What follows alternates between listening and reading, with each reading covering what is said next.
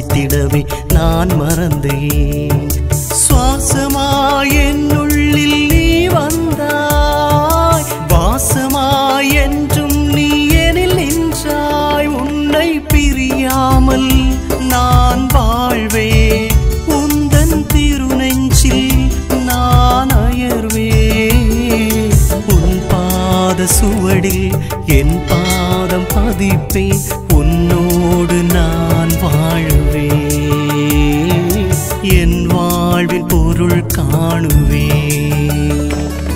வாழ நினைக்கிறேன் வாழ்வாய் வாராய், வளர நினைக்கிறேன் வரங்கள் தாராய்.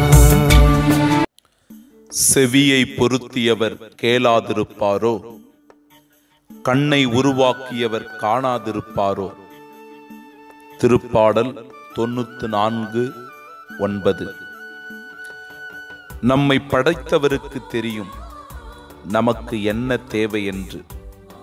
நம் தேவைகளை அறிந்து செயலாற்றுபவர் நம் கடவுள்.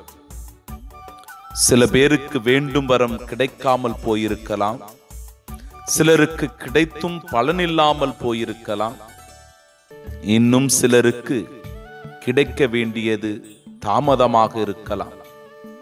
ஆனால் கடவுள் மீது நம்பிக்கை வைப்பவரை அவர் ஒருபோதும் கைவிடுவதில்லை. திருப்பாடல் ஆசிரியர் கூறுவது போல, நமக்கு செவியை பொருத்திய இறைவன் நம் குறைகளை, குற்றங்களை, கஷ்டங்களை, வியாதியை பற்றி கேளாதிருப்பாரோ? ஒருவேளை கடவுளுடைய பார்வையில் நாம் மறைவாயிருப்பதையும் நம் பாவங்களால் மறைந்திருப்பதையும் கடவுள் நிச்சயம் காணாமல் இருப்பாரோ?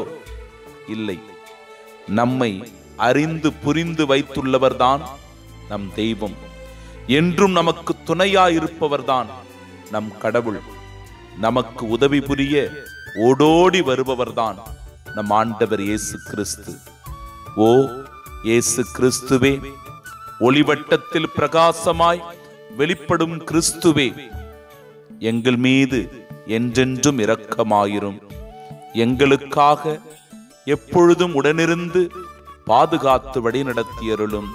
ஆமீன்.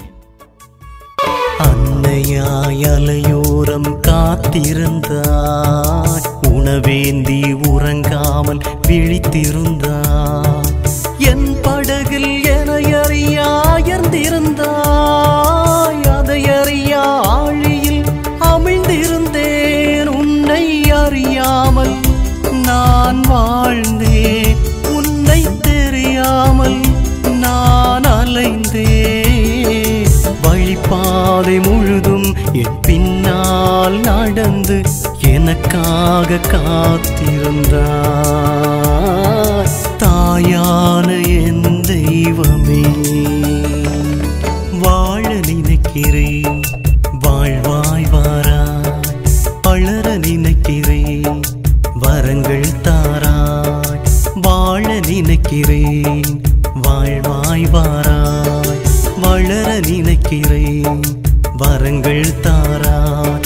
என் வாழ்வே, என் வழியே, என் உயிரே, வாழ்வில் உணவே.